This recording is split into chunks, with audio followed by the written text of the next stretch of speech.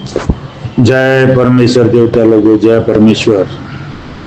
मैं खास करके मेरी समाज रावणा राजपूत समाज के लिए साध अनूपदास महाराज किताब लिखी जगत हितकारणी को समर्पित करता हूँ। 2 पेज समर्पित करता हूँ ताकि मेरे समाज का भविष्य उज्जवल होवे और सुख और समृद्धि का माहौल बने और हर घर में कोई कच्ची उम्र में नहीं मरे, हर घर में रोग बीमारी नहीं हो रही। इसी कामना से मैं ये किताब जगत हितकारणी मैं पूरी समाज को समर्पित करता हूँ। मेरे भाइयों, ये साध अनूपदास महाराज की किताब जगत हितकारणी है।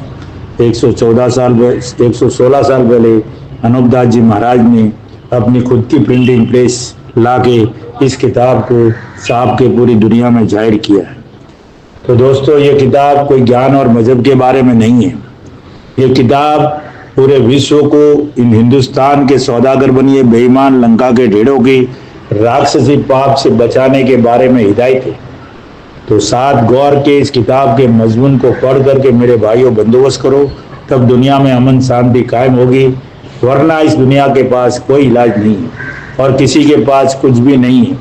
और इस किताब के अलावा सब मार काट कापा कापी और एक दूसरे को मारो, एक दूसरे को बर्बाद करो, यही सब खेल चलेगा। बाकी किसी का कुछ भला होने वाला नहीं है।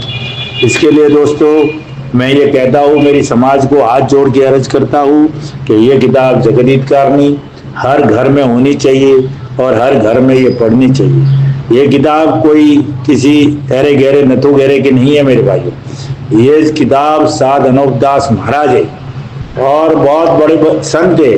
दुनिया में ऐसा कोई संत पैदा नहीं हुआ जो अनूपदास जी महाराज की बराबरी कर सके। मैं आपको बोलता हूँ चैलेंज के साथ, गारंटी के साथ कि रामचंद्र जी, कृष्ण जी महाराज, नरसिंह जी महाराज, शनिश्चर जी महाराज, गुरु नानक जी महाराज, उनसे भी कई आगे अनूपदास जी महाराज है। भाइयों, उन्होंने भी वही काम किया था जो आज अनूपदास जी महाराज कर रहे हैं।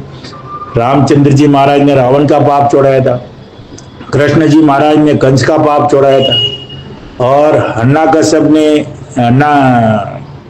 नरसिंह जी महाराज ने हन्नाकश्यप का पाप छोड़ाया था और गुरु नानक जी महाराज ने कारून बादशाह का पाप छोड़ाया था। लेकिन दोस्तों, वो पाप एकदम थोड़ा सा था, रुपए में 10 पैसा, यानी वो डिस्ट्रीब्यूटर के तौर पे था। अनूपदास जी महाराज ने, आप अपनी अकल से सोचो कि अनूपदास जी महाराज ने पूरे मैन्युफैक्चर वाले को पकड़ा है, जो पाप को प्रोडक्ट करता है, जो पाप को बनाता है, यानी पाप को प्रोड्यूस करता है, उसको पकड़ लिया है। यानी जिसके घर का मैन्युफैक्चर है उसको पकड़ा है। तो वो मैन्युफैक्चर वाला है हिंदुस्तान का सौदागर बनिया। और उसकी पाप करने की जगह कहाँ है दोस्तों? जिसको आज हम लोग पूरे विश्व के लोग स्वर्ग नरक कहते हैं और मुसलमान भाई उसको जन्नत और दो जग कहते हैं और अंग्रेज लोग उसको हेवन हेल्स कहते हैं।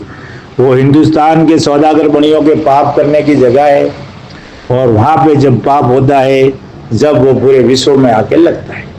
पाप वहाँ से प्रचार होता है, वहाँ से मैन्युफैक्चर होता है और वो वहाँ से पूरी दुनिया में आके निकलता है, पूरी दुनिया में आके लगता है।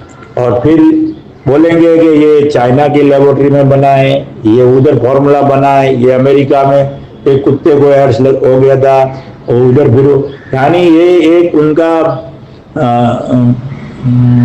सेटिंग करने का एक जरिया है दोस्तों। लेकिन उसका मैन्युफैक्चरिंग जो होता है पाप का, वो उधर ही होता है, जिसको दुनिया स्वर्ग नरक बोलती है। वो हिंदुस्तान के सौदागर बनी, लेकिन वो डायरेक्ट के जिस रास्ते पे छोड़ना है डायरेक्ट नहीं छोड़ते, वाया मीडिया करके लाते, घुमा फिरा के लाते हैं। तो मेरे भाइयों, इस बात पे गौर करो और खास करके मैं रावणा राजपूत समाज से करता हूँ, क्योंकि ये समाज हिंदुस्तान में सबसे पिछड़ी हुई समाज है, स्वाभिमानी समाज है, साफ सुथरी समाज है। लेकिन इन्होंने सिर्फ अपनी ईमानदारी और अपनी उसके लिए बलिदान दिया, अपनी कुर्बानी दे दी, अपने भाइयों के लिए अपने पूरे अस्तित्व के बलिदान दे दिया भाई के लिए। क्योंकि हम छोटे भाई है, कद में हम छोटे भाई है, लेकिन हम है असली राजपूती है। लेकिन रावणा बन गए तो कोई बात नहीं, रावणा बने तो उसमें कोई हर्ज नहीं है, कुछ भी बन सकते हो, उसमें कोई ऐतराज नहीं है। तो दोस्तों, ये अनूपदास जी महाराज किताब जगत हितकारणी लिख रहे हैं। 2 पेज आपको समर्पित करता हूँ, उस पेज को गौर से पढ़िए। विडंबना ये बात है कि आज हमारे समाज के भाई बंधु जो भी है वो एक ही बरसी लेके चल रहे, जैसे हमको कोई माल मिल गया है, ऐसे एकदम मस्त हो रहे और ऐसे पागल हो गए कि हेबा साहब की बरसी मनाने में एकदम इतने उतावले हो गए जैसे कि कोई माल मिल जाता है, कोई सोने का घड़ा मिल जाता है, वैसे हो गए। और अनूपदास जी महाराज 115 साल से कूक रहे हैं, समाज के लिए कूक रहे। वो भी कहते हैं मैं भी मेरी भी जात बिरादरी है, मैं अपनी जात में अकेला नहीं हूँ, लेकिन उनकी तरफ किसी का ध्यान नहीं जाता। उसका दोस्तों मूल कारण है कुछ लोग बनियों से मिले हुए हैं और बनियों की दलाली करते हैं, और कुछ लोग गर्दुले, चर्ची, दारूड़िए, भंगेड़ी, गौजेड़ी, तजारिए, ऐसे लोगों को अनूपदास जी महाराज की बात अच्छी नहीं लगती है मेरे भाइयों। और जो नशा पता करने वाला है उसको समाज की बागडोर जो दे देते हैं तो वो समाज का बंटाधारी करेगा, समाज का प्रोग्रेस नहीं करेगा मेरे भाई। इसलिए कहता हूँ कि समाज की बागडोर जो भी संभाले वो पहले तो वो शरीर से साफ सुथरा होना चाहिए, बिगर नशे पते वाले का आदमी होना चाहिए। दोस्तों ये एक बात पक्की कर लो, जो नशा पत्ता करता है उसको कतई समाज के मंच पे खड़ा मत रखो, उसको नीचे उतारो और समाज की बागडोर बिल्कुल मत दो। पहले तो इस बात को अनूपदास जी महाराज से आपको और परमेश्वर के लेके आपको पूरी समाज को कसम देता हूँ कि ऐसे लोगों को बिल्कुल मत रखो जो नशा पता करते हुए, और दारूड़िए, भंगेड़ी, गौजेड़ी, शराबियों को इस मन से भी दूर रखो। और अनूपदास जी महाराज की किताब को ये आगे कभी आने नहीं देंगे और कभी पढ़ने नहीं देंगे। तो हमारा कहना तो दोस्तों यही है कि तुम हेबा हीरो का बरसी मनाओ, कोई ऐतराज नहीं है, लेकिन अनूपदास जी का कद मत घटाओ मेरे भाइयों। अनूपदास जी हेबा हीरो से कई गुने ऊंचे है, कई गुने, पूरे विश्व में उनके जैसा कोई संत पैदा नहीं हुआ है।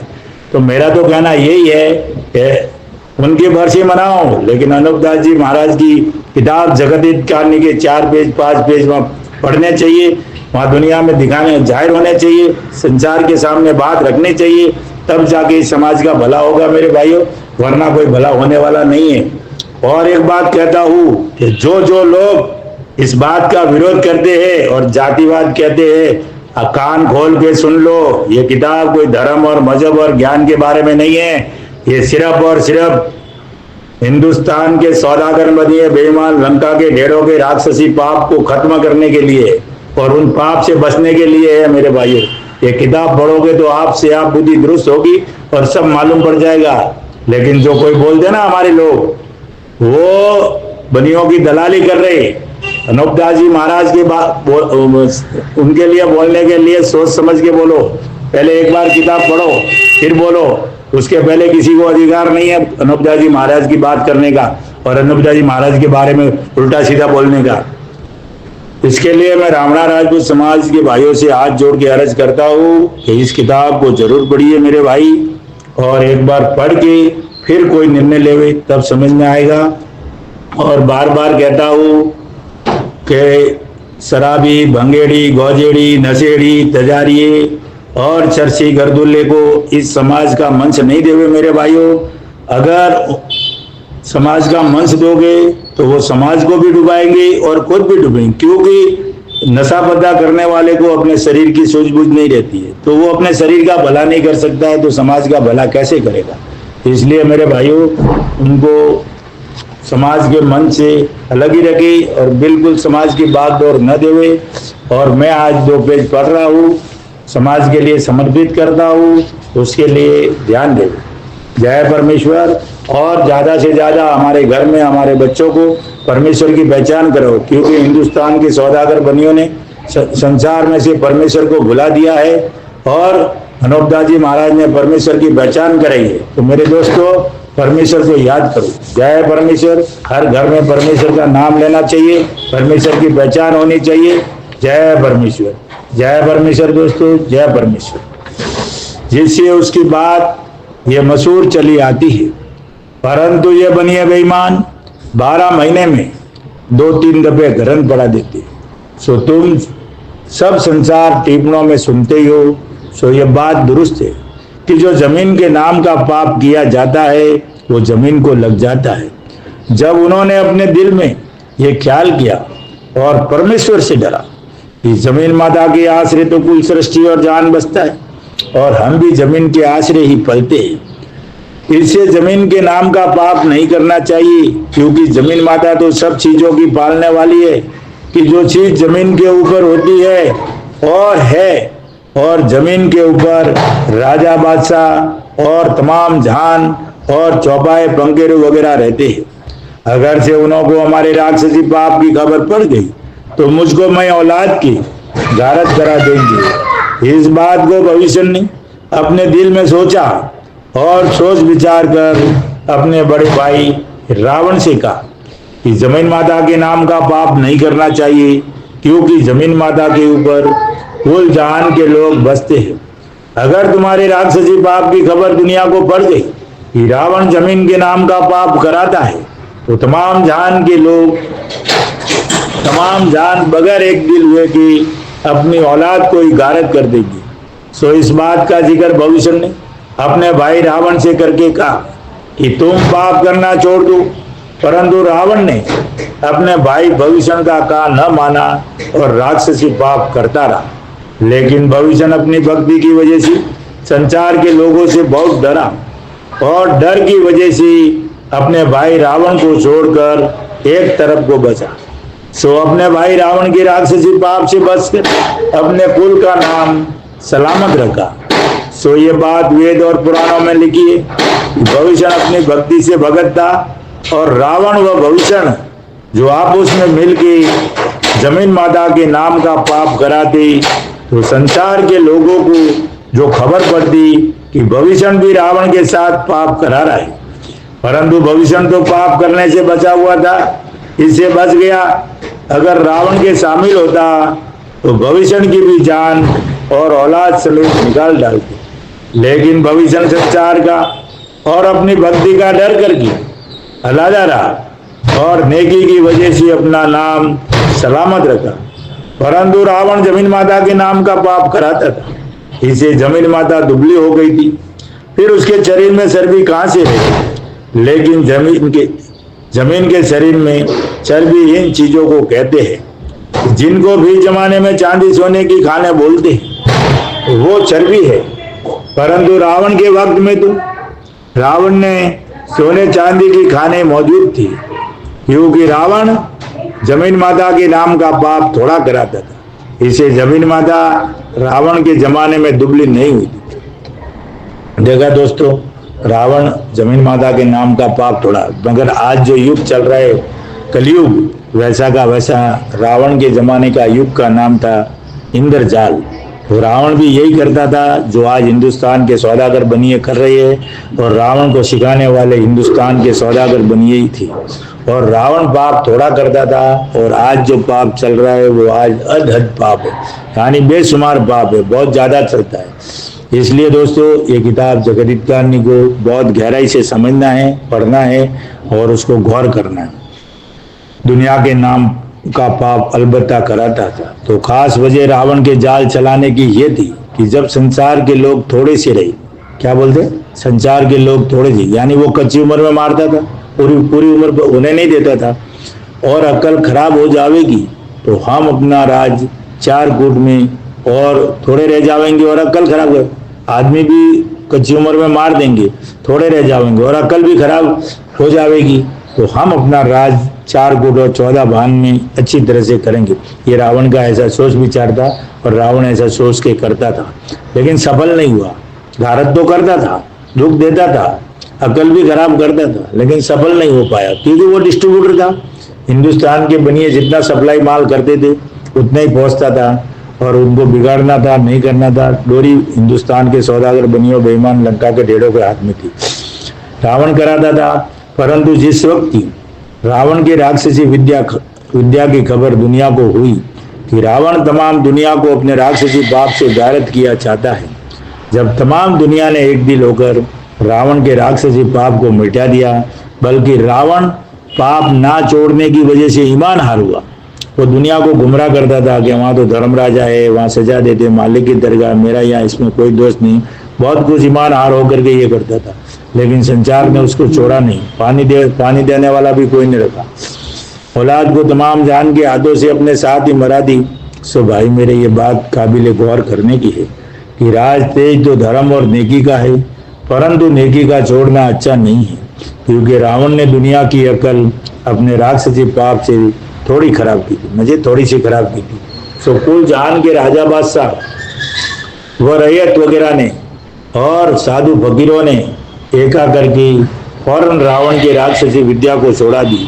सो जल्दी पाप छूटने की वजह यही थी कि सृष्टि ने अपनी औलाद की तरफ देखा कि अभी तो रावण ने अपना राक्षसी पाप से थोड़ी थोड़ी अकल खराब करी है, और जो ज्यादा पाप कराए तो कुल सृष्टि की औलाद को घारत कर देगा। इसे रावण के राक्षसी पाप छुड़ाने का अब इसे बंदोबस्त करना वाजिब है, ताकि जोर न पकड़ने पावे, और जो जोर पकड़ गया तो फिर पाप का छूटना मुश्किल है। जब तमाम जहान ने एक दिल होकर रावण के राक्षसी पाप को छोड़ाया, जब जहान की औलाद को सुख प्राप्त हुआ है। अलावा इसके दुनिया ये कहती है कि सूरज चंद्रमा रावण के रसोड़ों को तपता था। ये बात खिलाफ है, क्योंकि दुनिया की अकल ऐसी खराब कर दी है कि झूठी बात जो कोई जमीन के पर्दे पर कहता है उसको यकीन से सच्चा मान लेते हैं, जिसकी वजह यह है कि सब संसार के लोगों की अकल राक्षसी पाप से भ्रष्ट करती है, जिससे झूठी बात को भी सच्चा मान लेते हैं। सो देखो भाई, सूरज चंद्रमा कौन सा आदमी थे? महाराज कहते हैं कि भाई सूरज चंद्रमा तो जमीन माता के शरीर में जो थे, वो रावण के रसोड़ों पे कैसे तपते थे और वो कैसे पहरेदारी करते थे? तो इसके लिए सूरज चंद्रमा कौन सा आदमी थे कि जो रावण के रसोड़े को तपते थे? सो ये बात तो इस तरह से, जिस तरह से कि अपने देह के अंदर रोशनी होती है, उसी तरह से जमीन माता के देह में भी सूरज चंद्रमा कुवैत के सबब से रोशनी रखते हैं। सो ये बात इस तरह से है कि जमीन के पेट में अग्नि का रोग जादू से कर देवे तो पहाड़ या और कोई जगह आप भी जलने को लग जाओ। अभी बड़े बड़े जंगल में आग लगती है दोस्तों, तो कोई कहता है कि कैसे आग लगी, झाड़ से झाड़ टकरा गए, उससे आग नहीं लगती है। आग लगती है, ये तो अभी ऐसा सिस्टम कर दिया कि देखो ये लग गई, लेकिन उसकी खास असली वजह ये जादू की है। जब हिंदुस्तान के सौदागर बनिए पाप करते, जब वो आग ऑटोमेटिक लग जाती है और बड़े बड़े जंगल और जानवर और कुदरत के बनाए हुए प्राणी सब जल भून जाते हैं, तो पाप होता है तो इनके घर में बहुत फायदा पड़ता है। हिंदुस्तान के सौदागर बनियों के जितना पाप दुनिया में ज्यादा होगा, उतना हिंदुस्तान के सौदागर बनियों के घर में राक्षसी पाप से फायदा होगा, क्योंकि उनकी तो राक्षसी पाप से ही दुकान चलती है। जैसे कि कसाई की दुकान मटन काटने, जितनी काट के मटन ज्यादा बेचेगा उतनी उनके घर में फायदा पड़ेगा। तो मेरे भाइयों, ये हिंदुस्तान के सौदागर बनियों का पाप जितना ज्यादा चलेगा उतना इनके घर में फायदा पड़ेगा। इसके लिए उन्होंने पूरे विश्व की बुद्धि खराब कर दी है। तो मेरा कहना इतना ही है कि एक बार इस किताब को, अनुपदास जी महाराज की लिखी हुई किताब को जरूर पढ़िए मेरे भाइयों, और ये किताब पढ़ने से अक्ल भी दुरुस्त होती है और असली बात समझ में भी आती है। और अपना जाल प्रकट न होने के लिए ऐसी ऐसी बातें प्रकट कर देते हैं कि सूरज रावण का रसोड़ा तपता था, और असल में जमीन माता को ये रोग अग्नि का कर देते हैं, अग्नि का रोग कर देते हैं और दुनिया की बुद्धि भ्रष्ट कर देते हैं, जिससे जमीन माता के रोगों को समझते ही नहीं। ताकि जमीन माता को रोग होता है ना, तो ऐसा समझते भी नहीं है कि जमीन माता को क्या रोग हो सकता है, ये तो इतनी बड़ी विशाल है, परमात्मा है, उसको कौन रोग कर सकता है, तो समझ में भी नहीं आवे। लेकिन जमीन माता भी जिंदा जीव है, हमारे मुआफिक उसका भी शरीर है, और हम इसके गर्भ में रहते हैं भाइयों। जब जमीन माता सिर्फ जल का आहार करती है और सती है, ये एकदम पाक है, कुदरत की बनाई हुई चीज है। ये सिर्फ जल का, जो ईश्वर बरसता है, जल बरसता है, और ये जल नहीं जो तालाब बादल फूट जावे और ये बाढ़ आ जाए, वो नहीं। पानी पीने का सिस्टम कहता रहता है, जैसे हम लोटे से पानी पीते, तो वैसे का वैसा जमीन माता भी जितना अपने शरीर में जरूरत होती है वैसा पानी पीती है। ये तूफान वगैरह पानी पीने से बाढ़ वगैरह नहीं आती है मेरे भाइयों, लेकिन ये ऐसा जो हो रहा है ये बनियों के राक्षसी पाप से होता है। बुद्धि भ्रष्ट कर देती, जिसे जमीन माता के रोगों को समझते ही नहीं, जादू से जमीन माता को फाड़ भी देवे जब भी नहीं समझे, और ये नहीं जानते कि जमीन माता का भी हमारे तुम्हारे मुआफिक जिंदा शरीर है। जो ये भरती है तो इसको भी बहुत दर्द होता है। और भाई फाक नादुरुस्त होने, तबीयत गर्मी वगैरह के सबब से ऐसी कुमला जाती है कि जो खाना पानी भी नहीं खाया जाता है, बल्कि पेट में बीमारी के सबब से ही हजारों तरह के कीड़े पैदा हो जाते हैं। तो फिर कैसी तबीयत हैरान रहती है। तो इसी तरह से जमीन माता के नाम का पाप 84 लाख कुंडियों के ऊपर सरद गर्म का रोग करावे तो मकान व किला वगैरह की दीवारें जलने को लग जावे। सो इन बातों को दुनिया तो जादू साले के पाप से भूली हुई है, क्योंकि ये बनिए लोग अपने राक्षसी पाप से इस बात को जाहिर नहीं होने देते। परंतु ये बात इस तरह से है कि जब जमीन के नाम का पाप कराते हैं, जब अग्नि आप से आप लग जाती है। और ऐसा भी होता है कि ये जो बनिए जादू के जोर से सूरज चंद्रमा को नीचे उतारना चाहे तो उतार भी सकते। और अगले लोगों ने राक्षसी विद्या वालों को अच्छी तरह से हाथ दिखाए कि उनकी औलाद को गारद कर दिया था। इस सबब से ये बनिए डरते हैं कि जो हमारा जाल लोगों को मालूम हो गया तो हमको भी मई औलाद के संसार के लोग मार डाले। जैसे रावण को मारा, कंस को मारा, कारुण को मारा, तो उस बात इनको तो मालूम है इनके मैंने बख्श सकता, क्योंकि उनको नहीं बख्शा, वो अपने भाई लगते थे, उनको नहीं बख्शा तो हमको क्या बख्शेंगे। तो वो डरते भी है कि दुनिया अगर समझ गई तो हमको मार डालेंगे। तो ये 24 घंटा दुनिया के बुद्धि के नाम का पाप करते हैं ताकि समझ ही नहीं पावे। और ऐसा बुद्धि खराब कर दी है कि हम बुरा काम करते हैं उसको ही भला समझते हैं, भले काम को की तरफ तो हमारा ध्यान ही नहीं जाता है। इसके लिए मेरे भाइयों, इस किताब को अच्छी तरह से पढ़िए। मेरा तो एक ही कहना है हर समाज में, लेकिन मैं अपनी समाज के लिए तो समर्पित कर रहा हूँ, लेकिन हर समाज को, हिंदू मुसलमान अंग्रेज तीनों लोगों की औलाद को ये किताब पढ़नी चाहिए। और ये पढ़ के इस मजमून को समझ के बंदोबस्त करना चाहिए ताकि पूरी दुनिया में अमन शांति कायम हो जाए, किसी प्रकार का रोग बीमारी नहीं होए और हर घर में कोई दुख की नहीं हो रहे होते हुए और कच्ची उम्र में कोई नहीं मरे। तो दोस्तों सतयुग हो जाएगा ना। और सतयुग में तो शेर और बकरी एक घाट पानी पीती थी, महीने के महीने बरसात होती थी, सूर्य अस्त होता था, चंद्रमा निकलता था, किसी तरह का कोई प्रॉब्लम ही नहीं था। तो मेरे भाइयों, इस किताब को पढ़ के और ख्याल करके और सोच समझ के फिर इन बनियों के जाल से बचो, ताकि हर घर में सुख शांति होगी। किसी के पास आपको हाथ फैलाना नहीं पड़ेगा, मालिक के सिवाय किसी के पास गहरे गहरे नत्थु गहरे के पास जाने, किसी के भरोसे रहना ही नहीं पड़ेगा। मालिक अपने साथ होगा तो फिर किसकी क्या जरूरत है। और मालिक दयालु है बहुत। मालिक एक्चुअली इसको दुख देता ही नहीं है। मालिक जिस दिन आपको पैदा किया था उस दिन आपकी उम्र 10,000 बरस की उम्र है। इंसान की उम्र 10,000 बरस की है, झाड़ वनस्पति की 10,000 बरस की। और 10,000 बरस की उम्र का खाना आपको जिस दिन पैदा हुए उसी दिन भेज दिया था। अगर सबूत देखना चाहो उसका, तो जैसे ही कुंवारी लड़की को दूध आता है, नहीं आता है मेरे भाइयों, और जैसे ही बच्चा होता है तो उसके दूध की व्यवस्था मालिक कर देता है। दूध की उसकी खुराक ताबड़तोड़ तैयार रहती है। तुम्हारे घर में कितने भी पैसे होंगे लेकिन वो कुछ काम के नहीं है, लेकिन उस दिन उसको माँ का ही दूध चाहिए, उसको बच्चे को, छोटे बच्चे को। ये बात अलग है कि आजकल की जो लड़कियां है वो अपने बच्चों को दूध नहीं पिलाए, वो एक अलग बात है, लेकिन 99% तो यही है। तो कुदरत उसकी खुराक की व्यवस्था करता है। तो कुदरत आपके लिए आपके 10,000 बरस की खुराक की व्यवस्था करके 10,000 बरस, लेकिन हिंदुस्तान के सौदागर बनियों को मालूम पड़ गया कि मालिक सजा नहीं देता है, तो इन लोगों ने ये जादू का पाप चला के दुनिया को सजा देने की ये कर्म धर्म जो चला दे, ये हिंदुस्तान के सौदा। मालिक के घर में कोई कर्म धर्म नहीं है, मालिक की तो सब औलाद है, मालिक की सब संतान है। मालिक क्यों संतान को दुख देगा? लेकिन दुख देने वाले हिंदुस्तान के सौदागर बने हैं। तो मार डालेंगे जिसे डरते हुए सूरज चंद्रमा को नीचे नहीं उतारते हैं, क्योंकि अगले लोगों को जिन ने जाल चलाया था उनको अच्छी तरह से सजा मिल चुकी है। और अलबत्ता लोगों को भूल डाल के और कोई देवता फकीरों की करामात का नाम लगाकर तो कभी उतारेंगे, और अपना जाल प्रकट न होने के वास्ते पहले से करामत वगैरह का नाम मशहूर कर देते हैं। जैसे कि शम्स तबरेज फकीर का हाल लोग बयान करते हैं कि जब उसके बदन की खाल उसने अपने हाथ से उतार दी थी तो अंदर से कोरा मांस उसके बदन का निकल आया था। सो उसको संसार में कोई अपने पास नहीं आने देता था। जब वो कसाई से मांस लाया और वो टुकड़ा मांस का सेकने के वास्ते सूरज को नीचे उतार लिया, और वो मांस सूरज की गर्मी से सेक कर खाया तो तमाम दुनिया जलने लगी। सो ये बात बिल्कुल गलत है।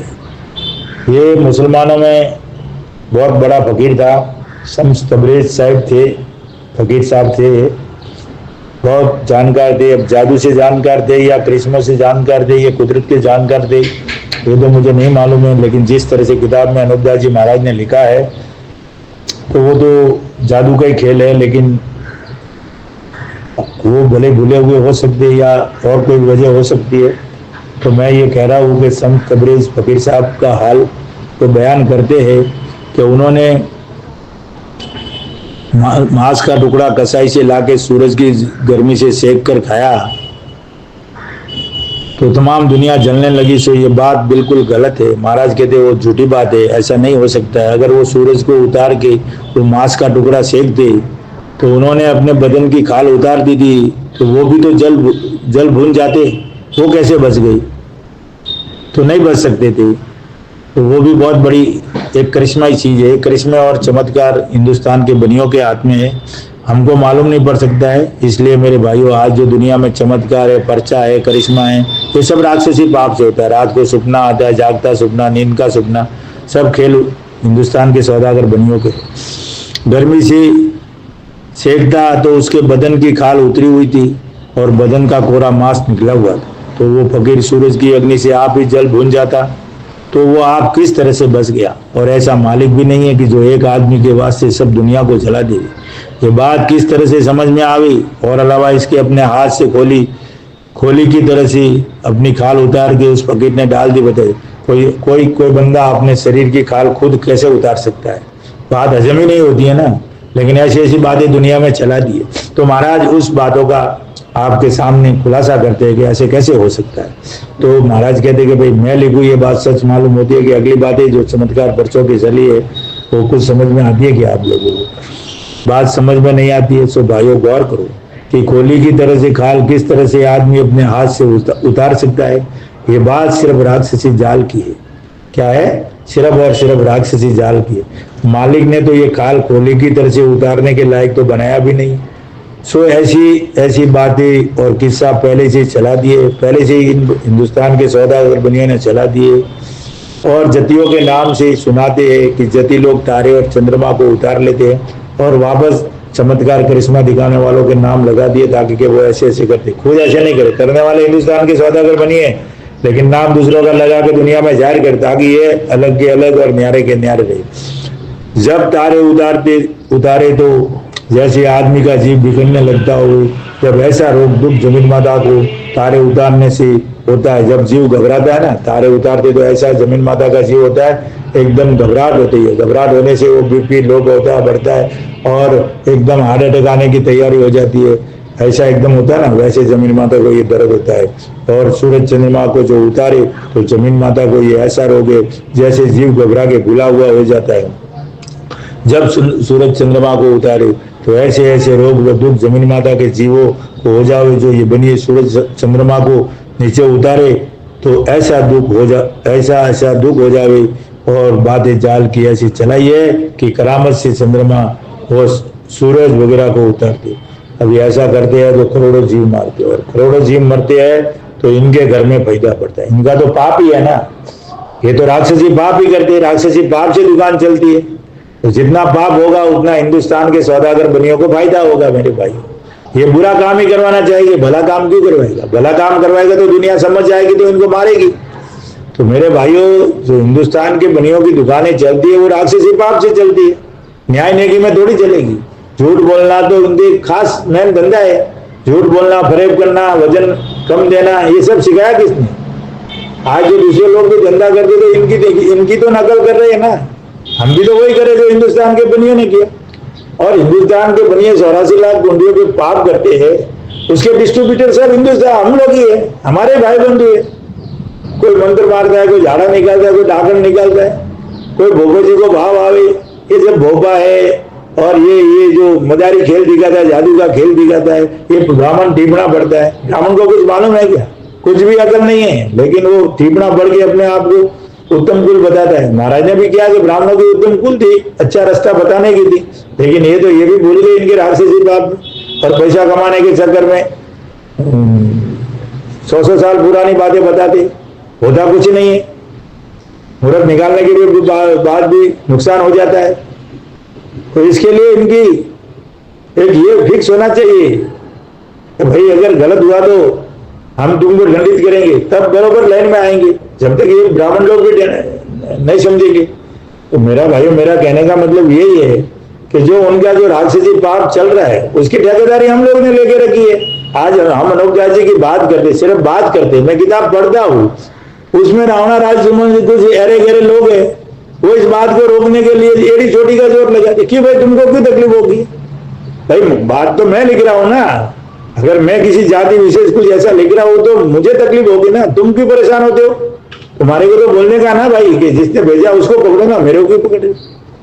भाई जो चोरी करेगा वो भुगतेगा ना, तो आप क्यों चिंता करो। अरे जिसके बारे में लिखा है वो तो आराम कर रहे, वो तो मजा कर रहे, वो तो सामने नहीं आता चोर, और तुम परेशान क्यों हो रहे हो मेरे भाई। ये तो जबरदस्ती कंधे पे ले रहे हो तुम। रावणा राजपूत समाज हिंदुस्तान बनियों के पाप का कंधा खुद कंधे पे ले रहे हो। अरे तुम अपना काम करो ना यार, तुम क्यों परेशान हो। जिसके बारे में लिखा वो तो बोलते ही नहीं है, और तुम लोग जबरदस्ती अपने कंधे पे ले रहे हो। ये नहीं लिखना, जाति विशेष नहीं लिखना। अरे ये जात और मजहब की बात ही नहीं है, ये तो हिंदुस्तान के सौदागर बनियों के राक्षसी पाप के बारे में हिदायत है। हमने इस किताब को पूरे हिंदुस्तान में कलेक्टर और कमिश्नर को भेज दी है, और उनको बोला भी है कि जो भी है इसके ऊपर एक्शन लो भाई। अगर ये किताब में गलत है, किसी जाति विशेष लिखा है या धर्म और मजहब के बारे में लिखी है, तो बंद कराओ इसको, किताब को। क्यों चलनी चाहिए बाजार में किताब। लोगों को गुमराह क्यों करते हो। कोई भी बढ़िया आगे बोलता है, कोई भी आगे बोलता है बैन लगेगा। बैन लगेगा तो कॉपी बताओ इस किताब के, अगर कोई किसने बैन किए तो कॉपी बताओ। झूठी झूठी किताबें छपा के बैन करवाते हो, लोगों को मूर्ख बनाते हो। ये अनोखदास जी महाराज ने हिंदुस्तान की सरकार भी नहीं थी, अंग्रेजों की हुकूमत में लिखी है, और उस वक्त में 1 रुपए का भी भ्रष्टाचार नहीं था, और नीति न्याय में दुनिया चलती थी। मुझे अंग्रेजों की हुकूमत में एकदम भाई का हिसाब था, 6 आने लेता था पूरे का पूरा, और बदनामी बेचारे अंग्रेजों के ऊपर लगा दी कि अंग्रेज हिंदुस्तान में आने के पहले भारत सोने की सीढ़ियां थी, और अंग्रेज लोग बेचारा गंगाल आया, गंगाल गया। धन जमा करने वाले तो हिंदुस्तान के सौदागर बनिए थे, धन तो इन्होंने जमा किया है। 13 दुम्बा हो जावे, जो ये बनिए सूरज चंद्रमा को नीचे उतारे, तो ऐसा ऐसा दुख हो जावे। और फकीरों को भी ऐसा ही सुझा देते हैं कि हम बड़े करामाती हैं, और ऐसे ही संसार को सुझा देते हैं कि ये फकीर साधु लोग बड़े करामती।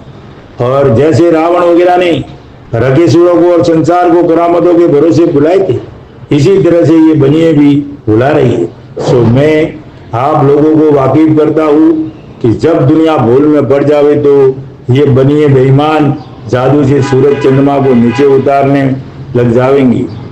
सो इनका मतलब यही है कि बड़े लोग सब उजड़ जावे तो सब संसार में हमारा राज हो जावे।